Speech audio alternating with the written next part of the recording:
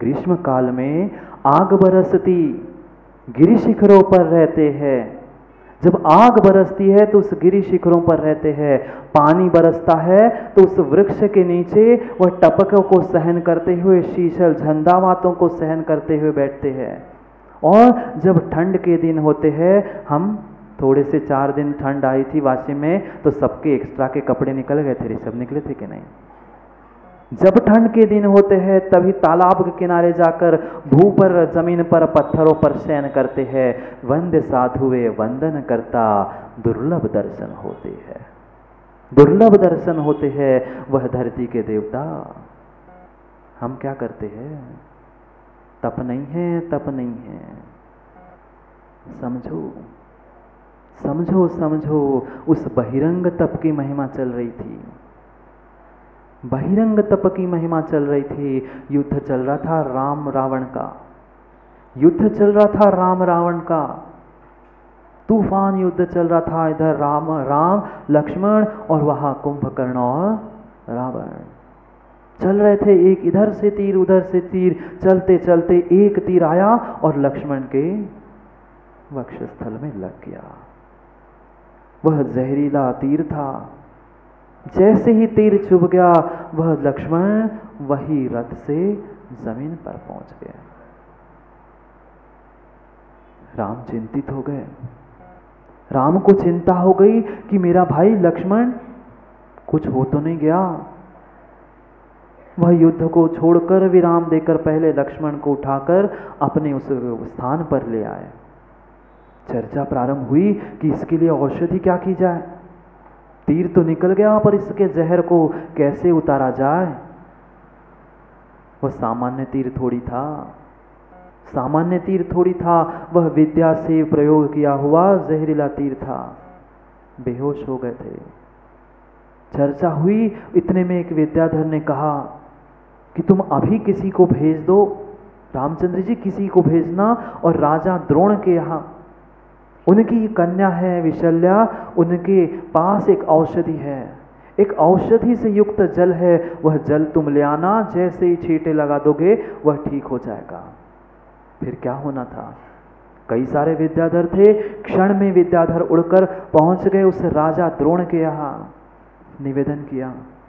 निवेदन किया कि आपके उस कन्या के पास वह औषधि का जल है, वह औषधि का जल मुझे चाहिए, थोड़ा सा जल मिल जाए, ऐसी ऐसी घटना घटी है। कितना उदार राजा।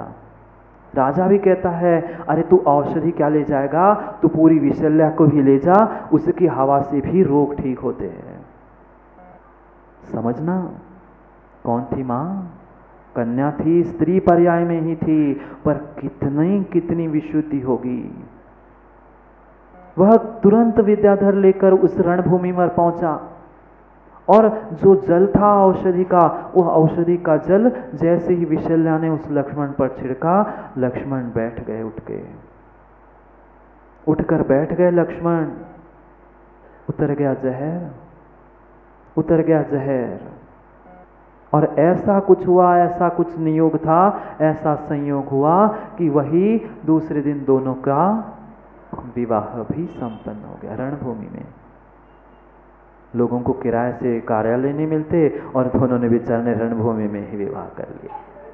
हम महीने से बुकिंग, सालों से बुकिंग करके बैठे तो भी किराए से नहीं मिलते, और उनके रणभूमि में। पुण्यात्मा ऐसा ही होता है, जहां बैठो सब कुछ व्यवस्था हो जाती है। विवाह हो गया। लक्ष्मण ने पूछा कि देवी ये क्या है, ये कौन सी ऐसी औषधि, कौन सा ऐसा जल है, मुझे भी तो बताओ। क्या है ऐसा तुम्हारे पास कि जिसके द्वारा ये सब कुछ रोग ठीक होते हैं? विशल्या कहने लगी, नहीं, ये कोई औषधि नहीं है, ये कोई सामग्री नहीं है, ये तो मेरे स्नान किया हुआ पानी है, जो मैं नहाती हूं उसका पानी है। कौन सी औषधि थी? हाँ, सही कह रही कि मजाक करती है? सही है, सत्य है। मैंने भी मुनिराज से पूछा था, ये ऐसा हुआ कैसे, ये ऐसा हुआ कैसे? मुनिराज बता रहे थे अवधि ज्ञानी कि मात्र तुम्हारे वह स्नान का जल नहीं, तू जिस स्थान से गुजरेगी, तुम्हारे शरीर को स्पर्श की हुई हवा भी तुम्हें किसी बीमार व्यक्ति के पास पहुंच जाएगी तो उसकी बीमारियां ठीक हो जाएगी। और हम किसी के पास पहुंच जाते हैं तो लोगों को और बीमार कर देते हैं। हाँ, लोगों को हम और बीमार कर लेते हैं। क्यों ऐसा हुआ? वह विशल्या बता रही थी लक्ष्मण को। विशल्या बता रही थी, मैं पूर्व जन्म में मैं एक कन्या थी, मेरा अपहरण हुआ। इतनी लंबी कहानी, पर समय उतना लंबा नहीं है, क्या करूं? संक्षेप में ही समझ लो। बाह्य तप का, उस अनशन तप का व्याख्यान चल रहा है, उसकी महिमा समझ रहे हैं। उसने कहा मैं कन्या थी और वहां से मेरा अपहरण हुआ। पता चला जो देव अपहरण करके ले जा रहा था, जो विद्याधर, उतने में सामने से उसकी पत्नी आई, तो वे विद्या के द्वारा मुझे जंगल में उसने छोड़ दिया। ऐसे घनघोर जंगल में रही कई साल, हजारों साल की आयु थी, सामान्य 50-100 की नहीं, हजारों साल वह कन्या उस जंगल में रही। बता रही थी स्वयं, हजारों साल में उस पर्याय में जंगल में रही। शुरू में तो बहुत संक्लिष्टता हुई, फिर जाकर मुझे धर्म का भान हुआ। वैसे ही कुछ नहीं मिलता था, कभी भोजन मिलता, कभी फल, कभी कुछ। निर्जन वन में कौन मिलने वाला था? पर जब मुझे बोध हुआ, मैंने क्रम से सब कुछ छोड़ दिया। कभी बेला, कभी तेला, कभी 5, कभी 10, कभी 2, ऐसे उपवास मैंने किए। कौन किया? किसने किए? वह विशल्या ने पूर्व जन्म में जंगल में थी। जंगल में उसने कई सारे व्रतों की तपस्या की, कई सारी तपस्या की। माँ, हम कितनी करते हैं? वास्तविक कितनी? और दिखावे के लिए। वहां कोई देखने वाला नहीं था, कोई भी देखने वाला नहीं था, मात्र सच्चे भावों से उसने तपस्या की। राजा खोज रहा था, उसके पिता खोज रहे थे, पर वह दिन आया जब राजा को पता चल गया कि मेरी कन्या इस जंगल में है। बहुत साल बीत गए थे, सैकड़ों साल बीत गए थे। तब तक वह सैकड़ों साल तक, अरे आयु के आगे कुछ नहीं चलता, जितनी आयु है उतना ही काम होगा। आयु खत्म, काम खत्म, और आयु है तो खाओ, नहीं खाओ तो भी जीवन चलता रहेगा। देख नहीं रहे क्या आप लोग? चलता है, बिना खाए भी जीवन चलता है। क्या हुआ? जब पता चला, खोजते खाजते वह राजा पहुंचा। जैसे ही पहुंचा, उतने में देखा वह अनंगसरा उस, पढ़ी होगी कथा, अजगर के मुख में थी। वह राजा, उसका भाई और पिता दोनों तलवार लेके आए, मैं अजगर को मार दूं और अपनी बेटी को और अपनी बहन को अलग कर दो। तुरंत बोल पड़ी, नहीं, तुम इस पंचेंद्रिय जीव की हिंसा मत करना। मैंने जीवन भर के लिए संलेखना धारण कर ली है। अब मैं बच भी जाऊंगी तो भी मैंने भोजन पानी भर का त्याग कर दिया है। तू मेरे राग में उसका नाश मत कर। ये थी साधना, ये थी तपस्या। वह उसकी तपस्या का फल था कि वह उसको इतना अच्छा औषधि युक्त शरीर मिला कि जो दूसरे की वैयावृत्ति के लिए कारण बन रहा था। दवाई औषधि वैयावृत्ति के काम की थी, वह वैयावृत्त भी तप है। अंतरंग तप, बहिरंग तप हुए, बहिरंग तप हो गए। अंतरंग तप की व्याख्या समझो, प्रायश्चित, विनय, वैयावृत्ति, विनय। कितनी वैयावृत्ति, दिखावा नहीं। अब 9 बज गए हैं, महाराज आएंगे, दबाएंगे और चले जाएंगे। वह वैयावृत्ति नहीं है। वह मात्र शरीर को दबाना, शरीर को ठीक ठाक कर देना वैयावृत्ति नहीं है। दूसरे के परिणामों को भी संभालना, ये सबसे बड़ी तुम्हारी वैयावृत्ति है। शरीर की तो अनादि से करते आए हैं। कभी कभी माताओं, दूसरे के भावों की भी वैयावृत्ति कर लो।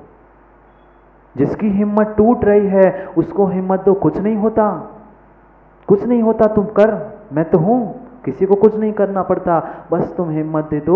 वह भावों की वैयावृत्ति है। 10 प्रकार के भेद है माँ, तत्वार्थ सूत्र में पढ़ेंगे। 10 प्रकार के वह वैयावृत्ति के भेद है। अभी गोमटेश में कितने लोग गए थे क्या आप सब लोग? बाहुबली भगवान के सामने जब वह उस चंद्रगिरी में देखा क्या, वह गुफा, अरे उनकी कथा, वह चंद्रगुप्त, क्या वैयावृत्ति, क्या गुरु के प्रति समर्पण भाव। ये नहीं कहा सब मुझे जाना है, सब शिष्य छोड़ के चले गए थे। भगवान की, गुरु महाराज की समाधि चल रही थी, अकेला शिष्य चंद्रगुप्त बैठा था। कोई जगह नहीं, कोई स्थान नहीं, कोई नगर नहीं था।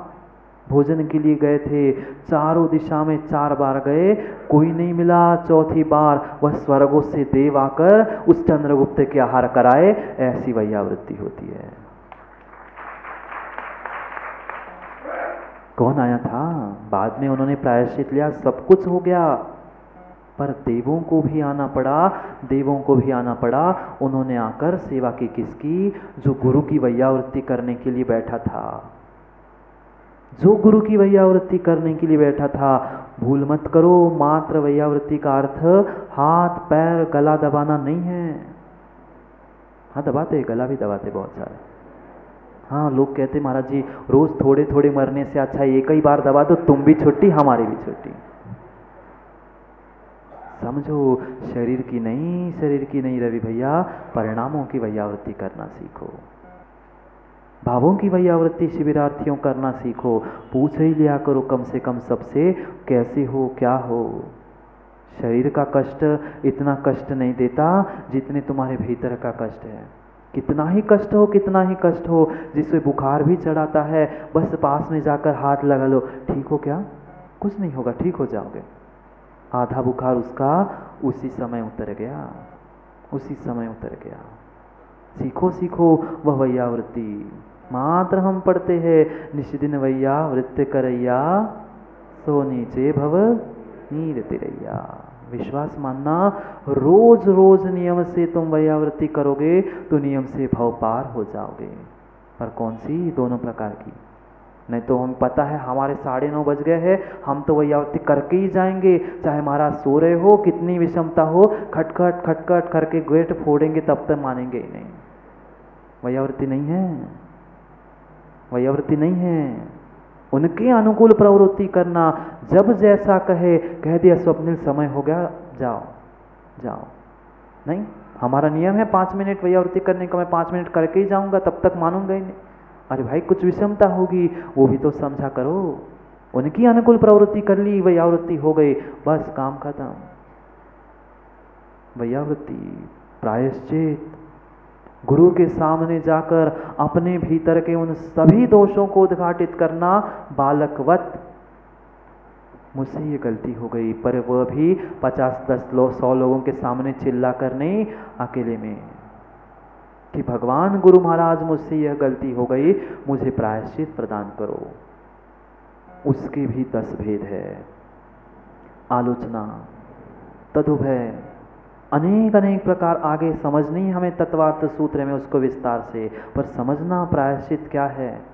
जबरदस्ती दिया हुआ प्रायश्चित नहीं, भीतर भी हमें लगना चाहिए अभिषेक कि मुझसे कुछ गलती हुई है।